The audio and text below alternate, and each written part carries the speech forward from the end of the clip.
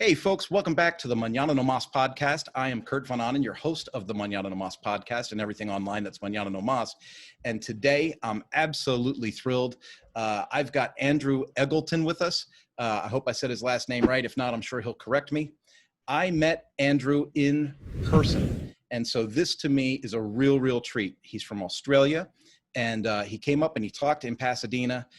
And I'm going to just cross the line right now and say that his presentation style was so polarly different than my own that it grabbed my attention. And he is a phenomenal teacher on how to be the best at presenting. And he blew me away with what he could do. And the chance that he would even speak on the podcast and share and add some value to our readers and listeners now is just fantastic. So with no further ado, I'd like to welcome Andrew to the podcast. And Andrew, if you would, give us a little bit of something about yourself. Thanks, Kurt. Really nice to be here. I need to ask you, now that you've mentioned that, I'd love to know what stood out for you that was polarizing or different about my presentation in Pasadena. Now that you've piqued my interest, I'm like, what? Just feed my ego a little bit. Just feed it at the beginning. Like, what happened? Well, I'm an excitable guy, and anyone that's taken any power sports training from me will tell you, oh, Kurt's an idiot. Like, I'll dance, I'll sing, I'll do whatever, right? So that, be your authentic self was never a problem for me in the presenting space. But almost like in the paragraph you shared with me about your style, I was more of a copy and paste, bullet point. I had to make sure I got the facts in. I was talking about technical stuff, like how the the shift assist works on a Panigale, how wheelie control works, how and then you get stuck in those moments where you're overly technical and you're too serious, or you are it's not engaging enough, right? Or you're not your authentic self. In a true piece of transparency, I fought to not get out of my seat during your presentation in Pasadena, but I had just gotten this really cool water bottle from Suzuki and drank way too much water before your talk. I had to go to the restroom. So I had tears in my eyes. I'm getting up. I'm like, I got to get out of here. I'm going to pee myself. And I go out to the restroom. When I came back, the door was locked. And I was like, well, they must be doing something serious. Jake's doing it right. He's got the door locked. And I'm talking about Jake Ballantyne, for those of you that aren't aware. So Jake sticks his head out. Now there's 3 or 4 of us out in the hallway, right? And he sticks his head and he goes, why is the door locked? I said, I thought you locked the door. I thought you were doing your job. And he goes, no. I said, dude, can we come back in? And he goes, yeah, come in, just be quiet. Andrew, I walked in the room, and when I walked in, the lights were out. People were laying down on the floor. And you were like, as your eyes are closed, you're seeing your audience, you're seeing the stage. This is your perfect situation. This is your dream stage. This is what you're doing. How do you feel right now? And I'm thinking, oh my goodness, this is so not me. What is happening in here? And then, dude, 5 minutes later, the lights were on, people got off the floor, and grown men had tears in their eyes.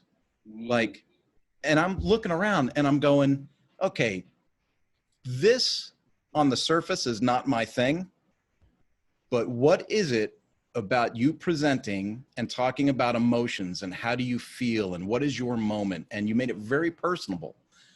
Not personable, personal, right? And me doing technical training, I wasn't making things that personal, even when I consult dealerships now.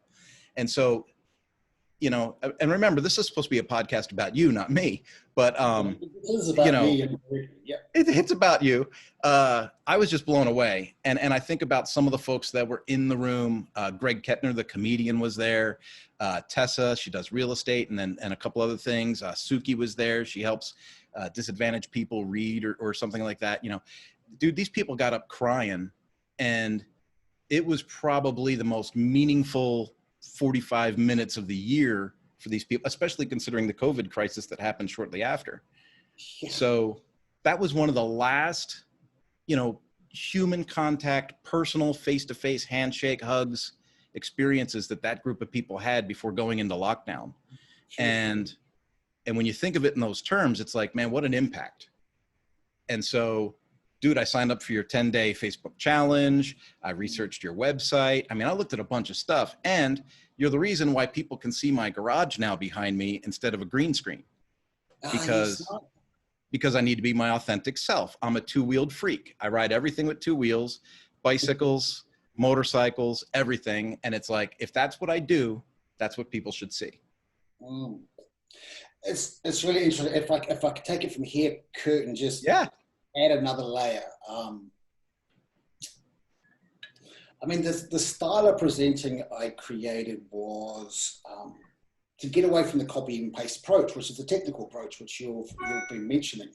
And it's how do we step into that, into the heart brain, where we're talking more about feeling than the technical.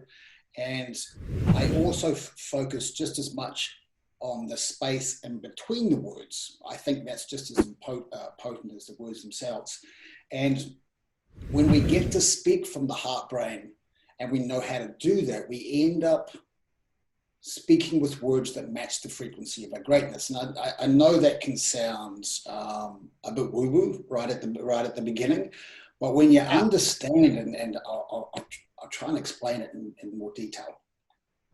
So what you're seeing when you came in and saw that exercise, and I call that Amplifier Moment, when we see and feel something, and that represents the greatest version of ourselves, like the version of which we just constantly are going, I know that person exists. I'll speak in the male tense because we're a couple of guys here, but when we see the greatest version of ourselves, and you see what they're doing, what they're wearing, how they behave, how they act, what they're thinking, in a way, what they're thinking, you can't take that away. Once you've seen it, you can't remove that picture and that feeling. And so my job is my methodology, my 5-step methodology, which has taken me 27 years to get to this point, is totally based around each step taking them. It's like a step taking you further into the greatest version of yourself when you're presenting.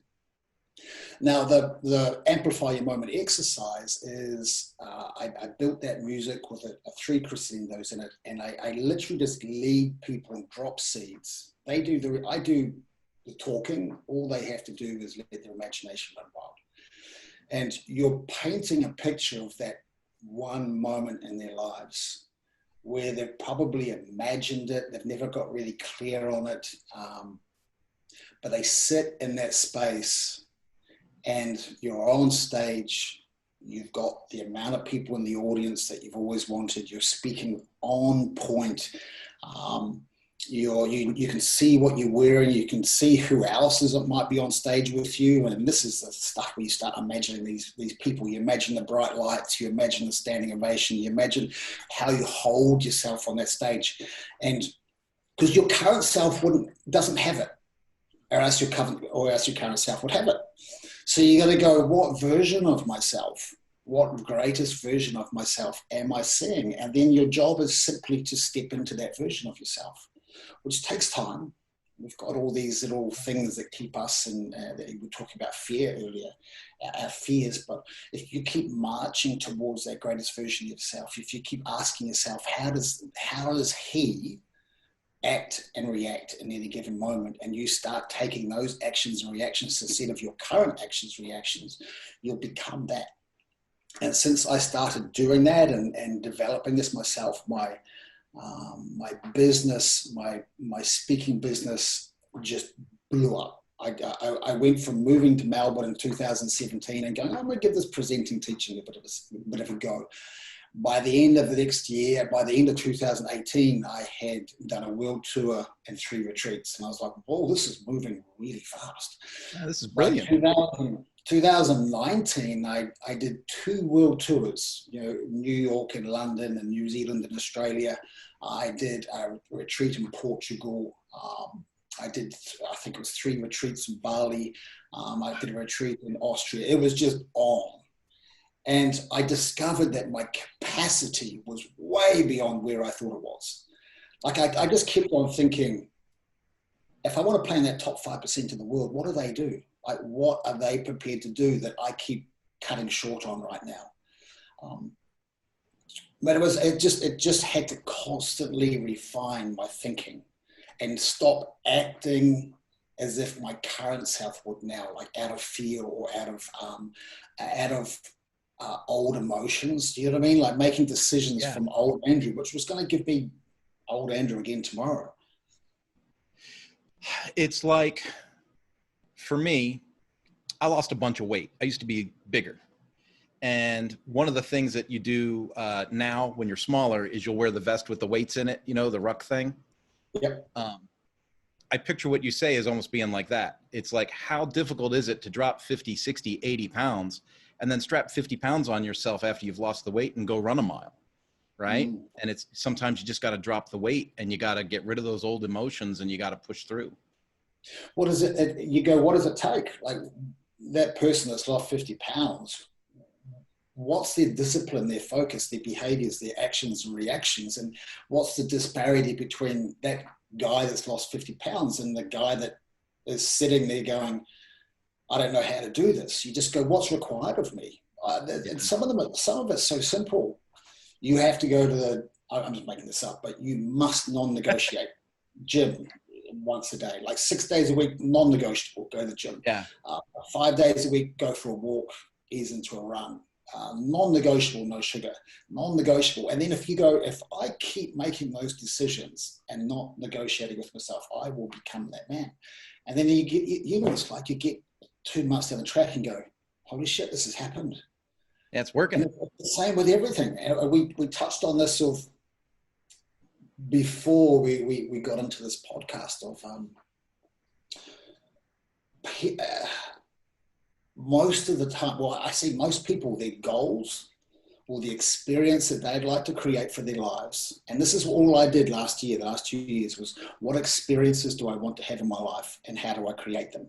And then I would go ask myself, what are the characteristics and how does Andrew behave to create those experiences? And this is that pinch myself moment where I hired a village in the middle of the mountains in Portugal, and there's people flying in from South Africa and USA and Australia and New Zealand and Netherlands, and you pinch myself going, how did these people trust me to get on a plane, fly from South Africa and land here, me pick them up at the airport, and then trust me for the next 5 days to deliver the week from that they never saw coming and just knock the ball out of the park? It's that change of thinking. And going back to the point was there, if your goals and the experiences you want in your life don't match your behaviors, if there's conflict, if there's contradiction, if there's disparity, like if you're not willing to change parts of your life, but all you're willing to do is change the vision, like, I want a house in Greece and a house in Australia. Okay, great goal. Are you willing to change anything in your life? No. Okay, cool. So that's not going to happen. Yeah. I don't want to skip past things because you've already mentioned a couple of buzz things that I want to get into, right? You had mentioned becoming your best self, right? Mm-hmm. But I remember when you were teaching that, one of the keys was, don't be a copycat. Don't be an imposter. It's not about imitating other successful people that got there. It's being yourself. And then I found some of that truth that you talk about, that greatness, it came from owning the space in between the words. Right. And so, and that whole, we forget what we forget what we know, or we forget what other people don't know kind of thing. That whole thing where you tell people own the space between the words, that's amazing. It's okay to be quiet. It's okay to let people go, huh? And I was raised in Philadelphia. So when I moved from Philadelphia to Colorado, people couldn't understand what I was saying sometimes because I spoke so fast. That East Coast, boom, boom, boom, boom, boom, got to get stuff done. And I had to gear back. And then I lived in New Mexico for a while and I had to gear back. And then I moved to California. Oh my goodness, I had to gear back, right? So it's like, you get to where you're like, wow, if I really want to communicate with people, one of my favorite authors is John Maxwell. And John Maxwell has a book called Everyone Communicates, Few Connect. And it's like all those years I was communicating, but I was failing to connect at the level I wanted to connect on. And I think after spending some time with you and Jake and the group and then, experimenting with this online stuff and the COVID crisis and making more live content, I feel like more of it is coming full circle.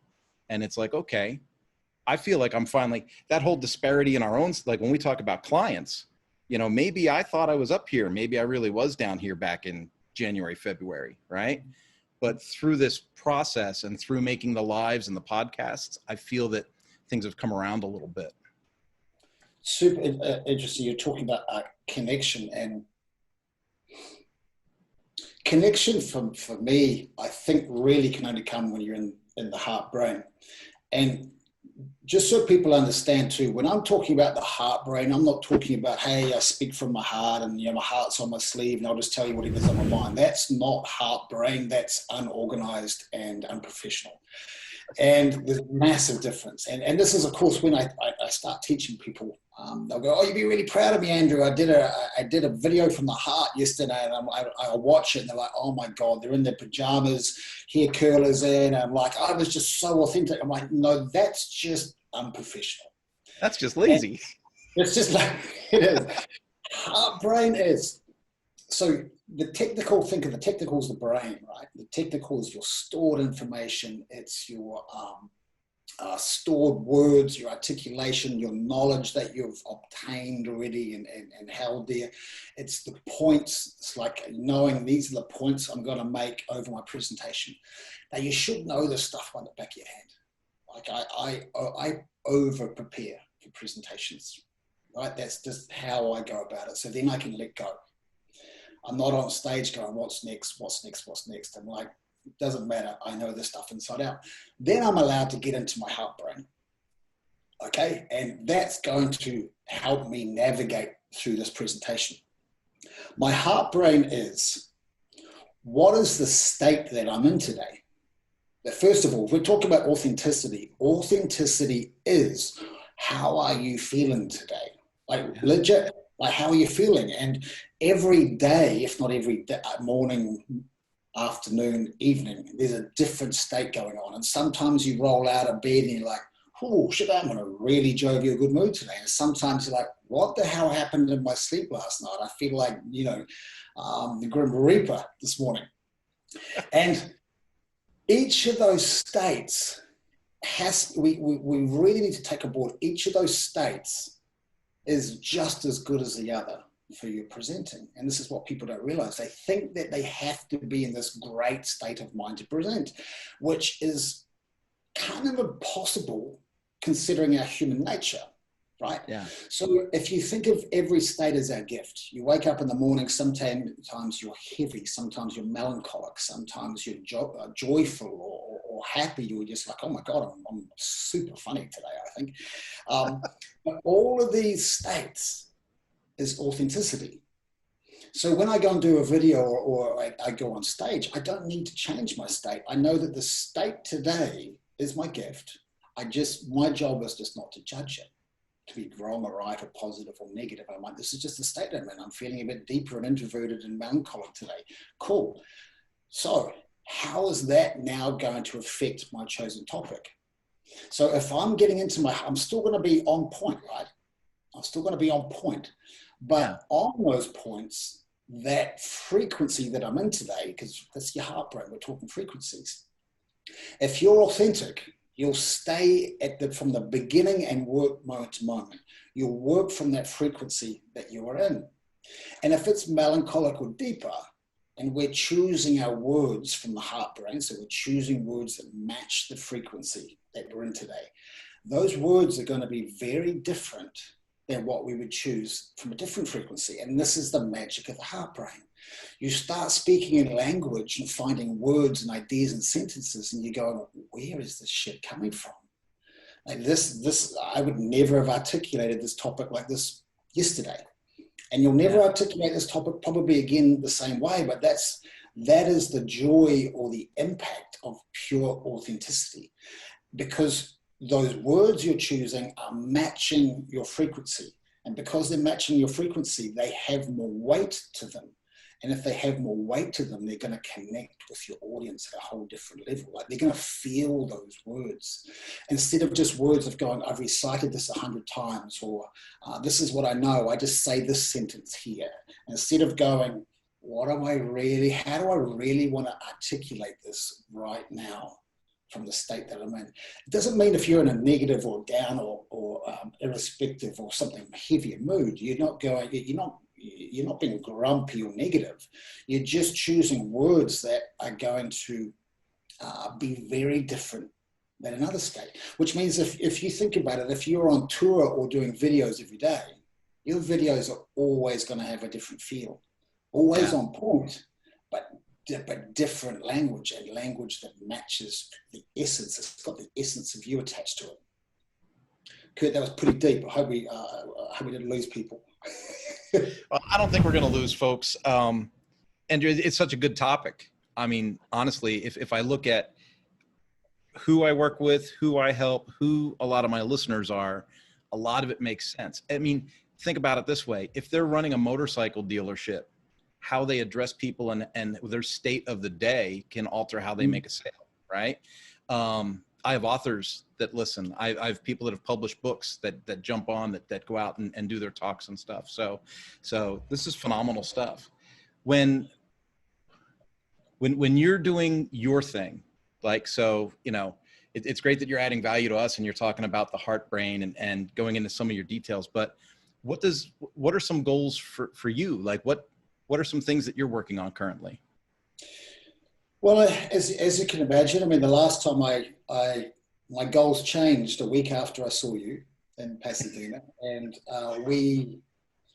I knew some really heavy shit was happening when we walked through LAX with no one else around in the airport, heading back to Melbourne, and we're like, oh man, okay, this is happening. And we went into lockdown, I mean, the week that we returned, and I had probably a week's worth of meltdown. Like, you know, I had to cancel all my retreats. I had to cancel my New York workshop, my LA workshop, my London, Mexico retreats, Bali retreats. It was like a massive shock. It's like everything that I've been working for and the experiences I was going to have are gone. So what am I going to do? And then I went and hired a place on a golf course out on near the ocean, and I threw my toys for a couple of days, and then I just came back to, you've got to man up. Like what's happening here? What are you going to do? What's the other thing? What other things bring you joy? And I'm like, well, of course, presenting to camera. I mean, that's like my first passion. That's where I learned this in the craft of TV presenting.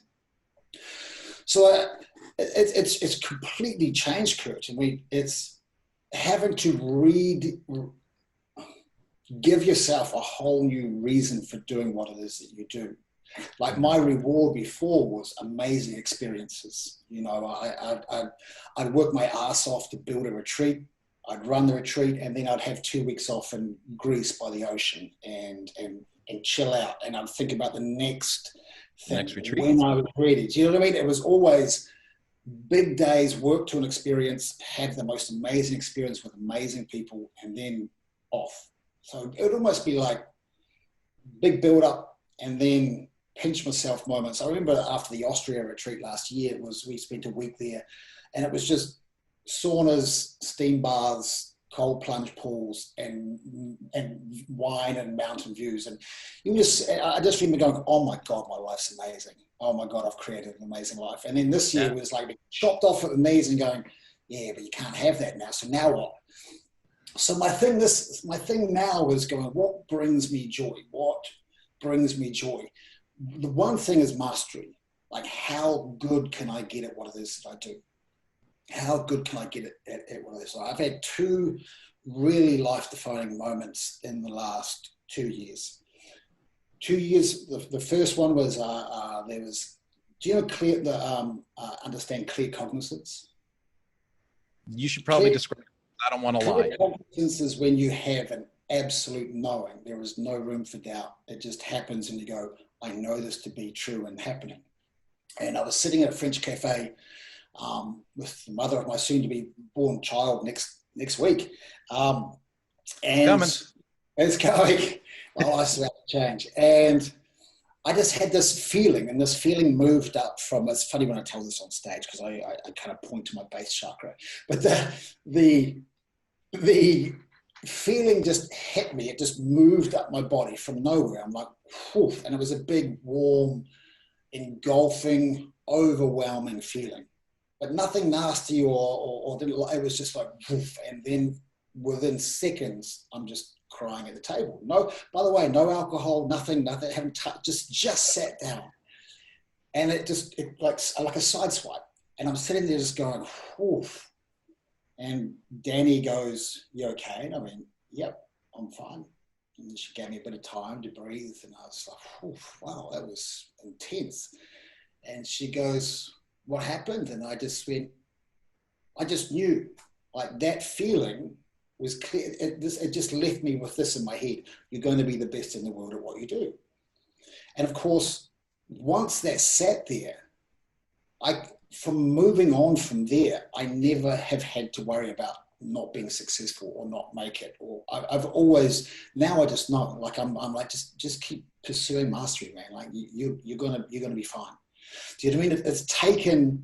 It's taken the what if or plan B or what if I don't make it out. It's eliminated all that. The next one was the week we got into lockdown, and then by April, the thought of lockdown, no family around because my family doesn't live in Australia. They live in New Zealand and London. And I thought lockdown, winter in Melbourne, baby coming, 1-bedroom apartment. I woke up one morning in a panic attack and just turned around to Danny and went, "Danny, we're moving." We're moving. Goes, "What? When?" I was like, "As soon as I find a place, which will be today." And so I got online, found a place, we moved the next week. 5-day road trip up to the other side of Australia. And oh my God, I don't regret it. Because as you know, you might know, Victoria's in lockdown again, just as I predicted. But the day before we moved, I had this dream late in the morning, and I don't know if it's PC or not, but this dwarf was standing beside the bed, and the dwarf says to me, "Don't leave it too late," and walks off. And then just to rub it in, just to make sure that I was listening and didn't shake it off, the dwarf stops at the door and looks back at me and gives me that look, "Are you listening?" And then closes the door. And I woke up and I've got it written down right in front of me here: "Don't leave it too late." And this is my driver, is I have this amazing project that I've been working on of doing what it is that I do, what you saw, right? But times that by 2 days. And then having an orchestra around me where my voice and the power of, I guess, my energy and my voice leaves off, the orchestra will keep people going. So it's to take people through that glass ceiling of what it is that they're feeling. Yeah. And really cement that in over a couple of days. So I'm working on that at the moment as well. So it's mastery in my symphony. That is huge. It's huge. Yeah. And you're going to be a dad. Yeah. What else are we to do? I found myself, I don't know about you, Kurt, but I found myself getting really busy once the pandemic started, and busy spot fires with clients, clients freaking out, and I've done a fair bit of work in the last couple of months, just eliminating people in my vicinity who are looking for more than just me presenting. So removing the stuff of, "I need you to fix me." I'm like, fixing me is draining me. So I've eliminated those fix me people. And I'm like, I just want to work with people who want to take themselves to another level, and they don't need me to motivate them. Because honestly, I don't need a mentor to motivate me. That's my job. Yeah. You know what I mean? That's my job. If I can't figure out why I'm getting out of bed, man, I've got bigger problems than just my job. So yeah, it's the, why am I excited? And I've got joy on my arm here. What's going to bring me joy? And then removing the getting busy because of the pandemic, and like just bringing in people and going, "Oh, let's thrive and not survive," and then just go, "Hold on. What if you were just to make an amount of money that was good?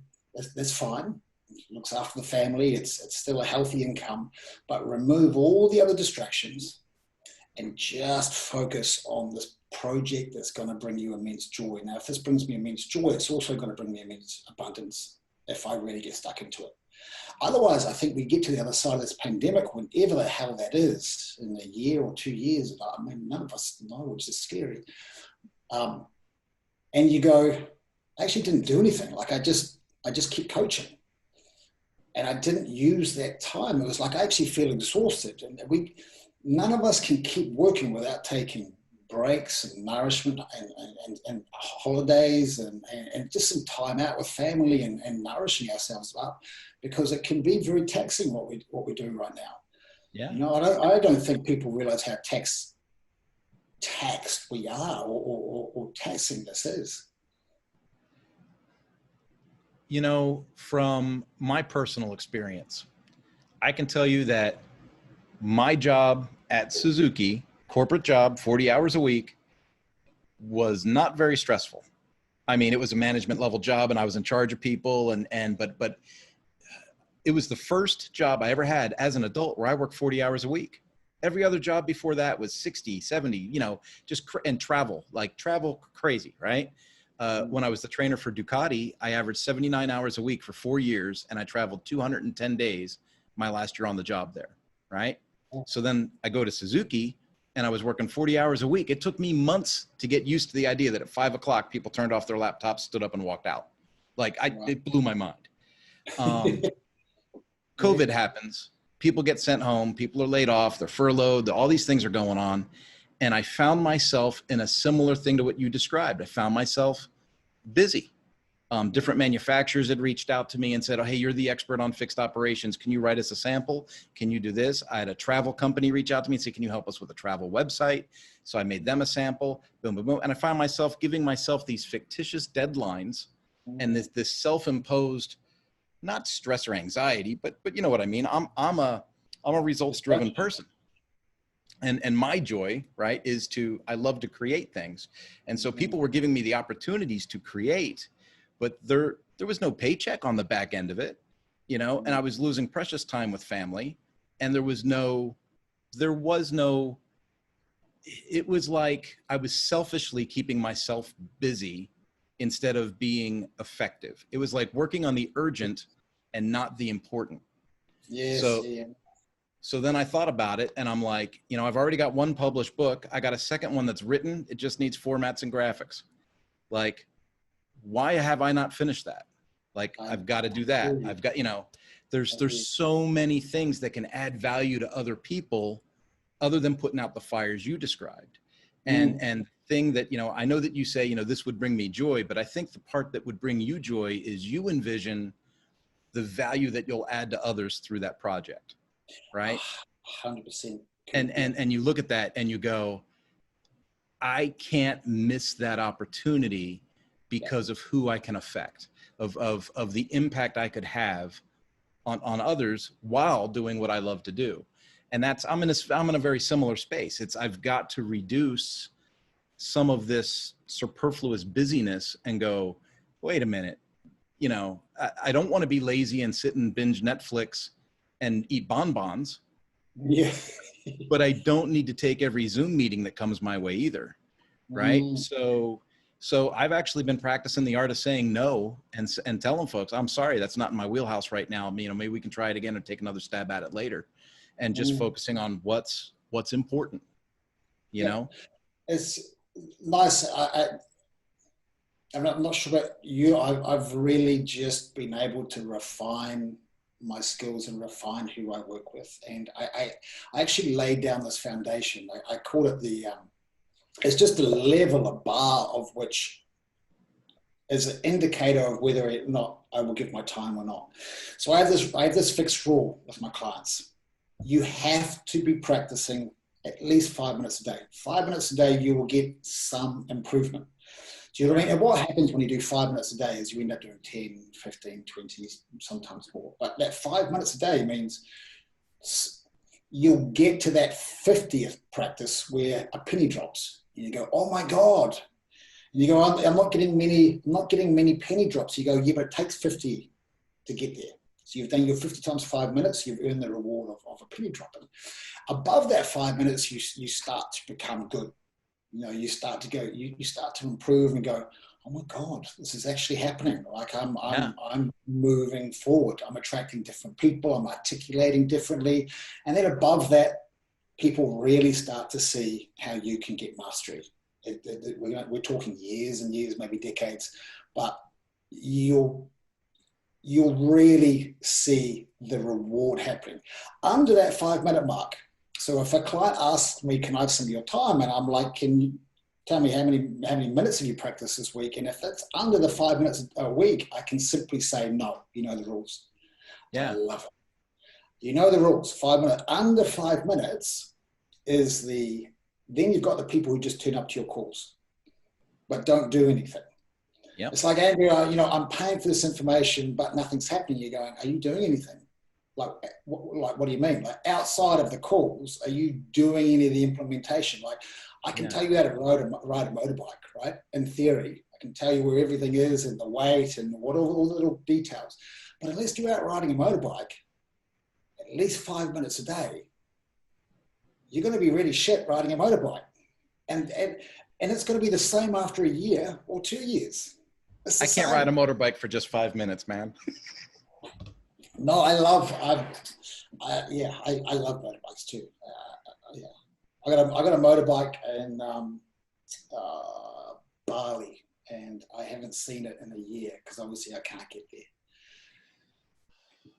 So you were talking about helping people get to mastery, and this is a question that I wanna ask you, and I probably didn't prep you with this, so if I catch you off guard, I apologize. But in my line of training, it's so important to track the progress, because people don't recognize the progress. They keep thinking they're not getting it, they're not getting it, they're not getting it. And sometimes I have to remind them and go, wait a minute, let's take a look at that snapshot or that report we pulled last April, and let's take a look at where you are now. You know, is there growth? And they'll go, oh my goodness, I didn't even realize it. And you're like, you're getting there. It's just you're constantly telling yourself you're not there yet, and you're thinking you're not making progress when you are. It's like the 4 stages of competence, right? There's every time someone starts a new job, they're unknowingly incompetent, right? And then they become knowingly incompetent, right? But they finally realize, crap, I really don't know what I'm doing here. And then they become unknowingly competent, right? And that's where they're like, they still think they suck, and everyone else around them is going, man, this guy's getting it. This guy's getting it. And then it could be years where the mastery kicks in, right? Where you become knowingly competent. You're like, I got this crap dialed. And then you get bored, you get a new job and start all over again. Do you know what mastery to me is? When, for me, when I really started, my awareness of mastery was the day I woke up and I was sitting at my desk and working, and I just had this epiphany that I knew nothing. I was like, oh my God, I don't know. Must have been like a 24-year mark. I mean, 24 years, and there's so much to learn, and I'm only at the beginning. That was when that was when my whole appreciation for mastery changed, because I now liken mastery to an infinite piece of rope. And for me, I mean, I talked about this being my driver when I get up at the moment, is the earlier I get up, the more I work on this, the more down that infinite piece of rope I'm going to get. So I'm working my way down this infinite piece of rope. And every day that I struggle to get out of bed, I'll simply go, yeah, but what are you missing out on today? What little piece of information or tool is going to move you closer to mastery? And it's when you realize mastery, then you start to realize too, you're always the student. You're always a student, and I love that. And it's completely the opposite of me going, I'm just going to use you as an example. This is not a true example, obviously. But hey, Kurt, how's your presenter going? Yeah, I'm great. No, I'm really confident. I don't need any help. And then I look at your video and go, oh my God, no, bro, you need my help. But you have no awareness of it, right? In your head, you're like really good. But from a person and from the point of mastery, you've become, your DNA is in the craft now. Like your footprint is in the craft. So when watch sports stars and you're like, they are just, their DNA is in that sport so much. Like the Jordans and I'm just thinking of the Picassos and are the people who are so in their craft that the craft is them, like it becomes one. Whereas there's the other people who just don't practice or don't want to put that time in, and now I'm really good at what I do, and you go, wow, like, where does that delusion come from? Yeah, because you got a long way to go. I raced motorcycles for about 20 years. And the thing that's really cool about the sport of racing is it's not like football, rugby, soccer. It's, if you get amateur level, you can end up in the same riders meeting with world champions. And you're in that group, right? And I can remember the surreal experience. I was in Formula USA. It was a national racing series. It was a pro level, and I'm not that fast. So it was kind of amazing. I get there, and I'm with, Miguel Duhamel, Doug Poland, Chandler, and I'm saying old names because I'm old, right? And so these guys had been to MotoGP before MotoGP was. It was 500 GP at the time, right? These were, Mick Doohan level people. These were gods in my sport. And here they are standing right next to me in the riders meeting. And to be that close to people that you view as heroes in something that you have a passion for, that's when the report card comes back. That's when you look at yourself and you're like, oh man, have I got a long way to go.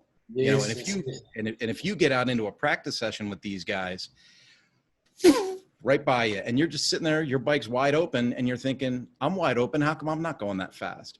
And it's because you didn't carry that extra 50 miles an hour out of the curve. I mean, these guys are that fast. And I sometimes wish that sports like football, soccer, basketball were more like that, where amateur level people could get exposure to the pros and to the experts at that level, because then people would realize, so this is what it takes, right? Because a lot of people don't understand what it takes.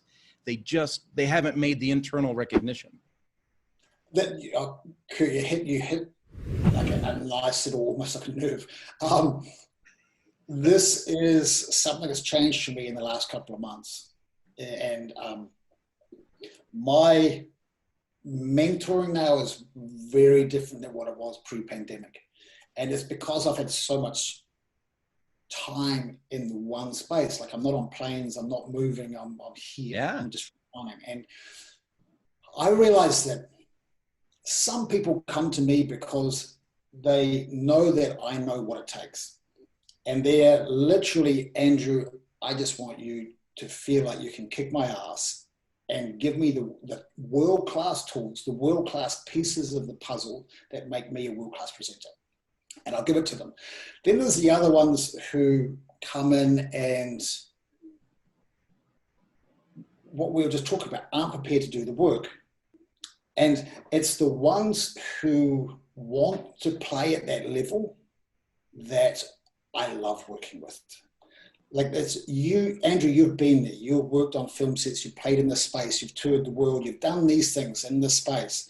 Teach me how it's done. And you go, okay, cool. And no matter where they are, they will graft their way forward. And I love that. It's so satisfying. It's so satisfying. And I've become far more brutal, it's probably the right word, of just telling people you don't have what it takes. Yeah. I've been literally, in the last month, been telling people, you need to let that dream go. The dream you told me when we started working together, you need to let it go to get some peace of mind for yourself. Like, you're hurting your own sense of self-respect and the happiness of yourself and your family, because you have this dream that you're trying to obtain, but you're not willing to do what it takes. Yeah. And so therefore you've constantly got this conflict every single day of your dream and you being so far from it, you're getting despondent. So let the dream go, or do the work. But that's it, isn't it? It's like, let it go. Like, you're not going to be the president of the United States. You're not going to have your own TV show when you're at the moment got nothing. You know what I mean? Yeah. It's not going to happen. And best case scenario is you cut them loose and you give them the inspiration to kick themselves in the butt and prove you wrong, right? Yes. That would be that's the best case scenario. Yep. But dude, this is I've had with mentors, Kurt, in the past. I I look back at the mentors that I've had, and the ones that held me to a level of which I didn't think was possible are the ones I look back and now and go, oh my God, you're the ones who taught me how to play at this in this space. You Yeah. taught me this is what's required. Thank goodness for you. Yeah, thank goodness. The ones who just kept on, you know, you'd write a pitch or a proposal for like a TV show or something, and they just look at it and go, no, start again. You're like, holy shit, but it's 11 o'clock, boss. And they're like, no, start again. You'll leave when it's done. And you know, you're still writing that proposal at 3 in the morning, and you're going, I just have to trust this person knows what they're doing. And then I look back and go, oh my God, he taught me what it takes. That's all it was. He just taught me what it takes. Yeah. Yeah. Well, tell me this, Andrew, we're getting on in time. So I want to make sure that, you know, with absolute due diligence and being a good host, how do our readers, listeners, followers, anybody in the Mañana No Mas space, because this thing ends up on the blog site, it ends up on multiple podcast sites, ends up on YouTube. How can this audience reach you if they need to, or how can they get in touch with you or your programs?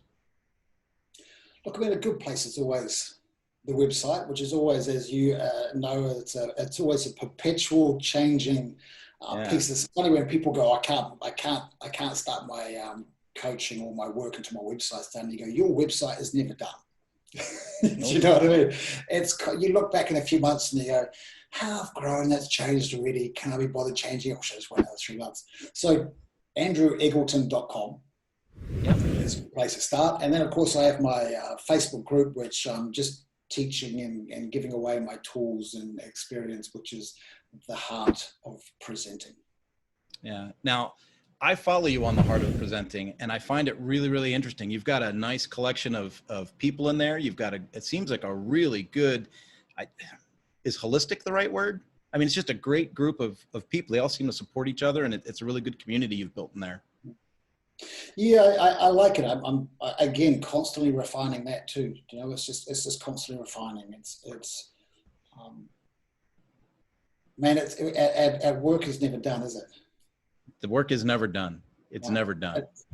As long as this weekend's been very poignant. I've been really thinking about that you are the mission. Like the mission is you. It's inside you. The mission is you. And of course, you've got to find constantly listen to that compass and where's it putting, where's it going, and just staying in your own lane. We touched on this earlier, but just stay in your lane and require the tools that keep you moving forward in the direction of your own internal compass.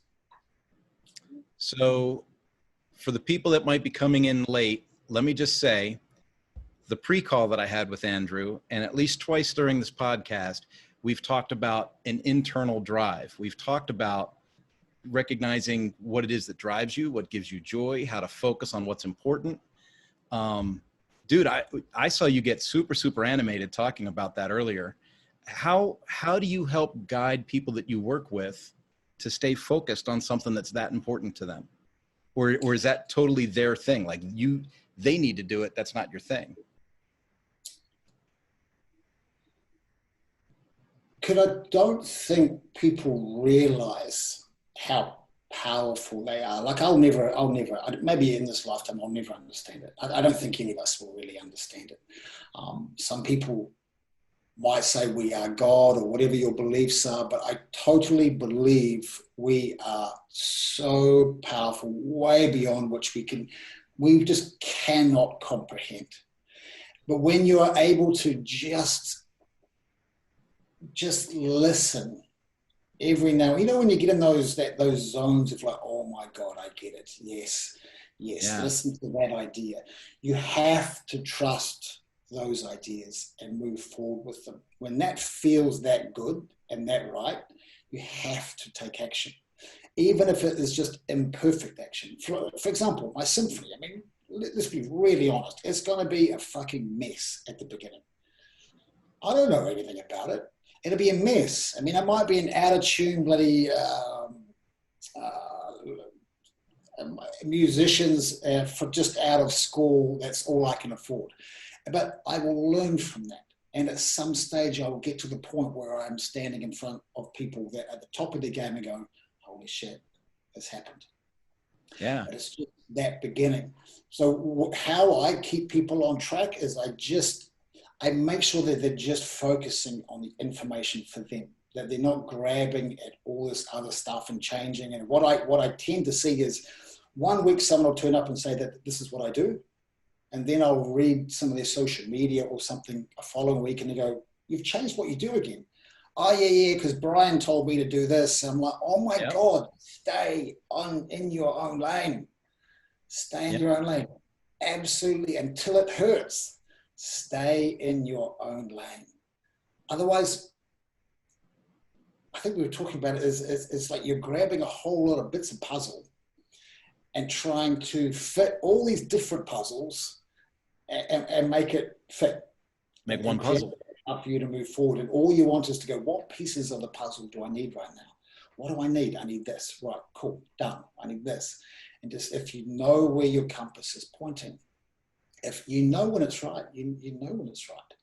And quite often I discover that, and for me is to when the compass is focusing on the absolute true north, when I get the most stuck. Because it's so clear to me what I should be doing, that it'll bring me joy, that it'll bring other people joy, but I'm almost scared to start. Yeah. Because I just go, but if I start, like, oh, where's this going to take me? Like, how much work is this going to involve? And what if this means if I have an idea at 10 p.m.? This happened to me last night. I had a great idea about 11 p.m. And then I tried to block the idea. Because I was like, yeah, but if I start now, it's like, what if this goes all night? Do you know what I mean? And then I woke up this morning like, dude, you were in the sweet spot last night and you should have stayed up all night. Do you know what I mean? And I would have gone to bed like 4 or 5, whatever, and then done this podcast. And I'd be sitting here going, dude, I created this last night. Do you know what I mean? Oh, yeah. Instead of trying to turn Netflix on like I did and turn my brain off. I was like, don't listen to that idea, block it out. It's interesting. The biggest and the most congruent ideas we have that you're like, this is definitely it, are the ones we tend to try and ignore. Because they're the ones that change your life. Yeah. And you don't want to start because you're like, well, where's this going to take me? I know so many people that have so many crazy good ideas, but turn them off. And it comes from that scarcity mindset instead of that abundance mindset, you know? And I know that you're somebody that chases the abundance mindset, because I remember when you gave the talk in Pasadena and told your story about growing your speaking, right? It was like, wow, man, this guy really goes for it. And that's pretty cool that you can inspire that with other folks. Yeah. And for anyone who speaks too, I'm sure I told you in Pasadena. And yeah, the first time I ever did live TV, like this would have been 1998, 99. And I hounded a TV producer. This is before social media, thank God. And I hounded this producer. This is that delusional person we were talking about earlier. I was going, I'm really good. Like, I'm good. I'm a great presenter. Never had a job, by the way. Yeah. I can do this. Like, just give me a job. I'll nail it.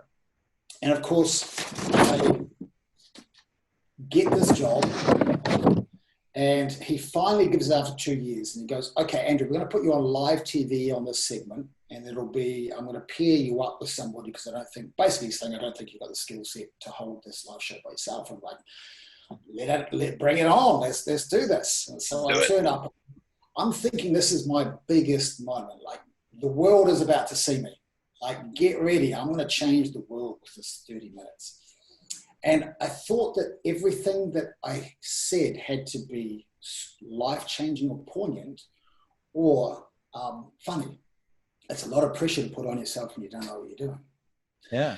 I go on, and the lady's name was Miranda, and she hosted it with me. And within 20 minutes, it was such a train wreck.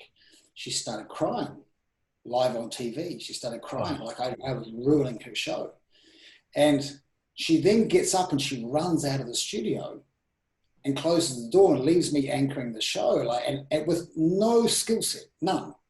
Only my ego going, you're really good. But my ego by this time was put into place, into perspective of you. Yeah. Dude, you've got no idea what you're doing. At the And worst possible time. oh, bro, the energy in the room, like the director and the cameraman and the lighting and the assistants and the energy in the room of everybody just like embarrassed for me. And me just on live TV, sitting there, camera on me, and the director just goes, let's cut to a commercial break. And then just going, Andrew, and then just being told, Andrew, I think that's it. That's it. And that was my rite of passage. And this is why I tell everybody, whenever you start at something, you will suck.